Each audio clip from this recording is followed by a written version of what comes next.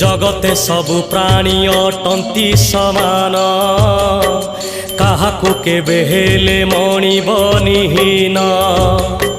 निर्गुण आत्मा निराकार शून्य देही से शून्य देही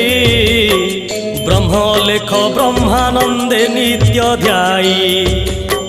ब्रह्म लेख ब्रह्मानंदे नित्य ध्यायी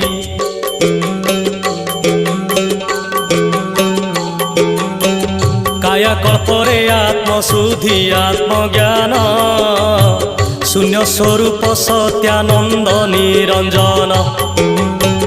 देह धूली घर माटी जे धूसरित प्राण पंजुरी रे आत्मा क्रीड़ा रे रत आत्मशोधन रे प्राण हुई शुद्धि।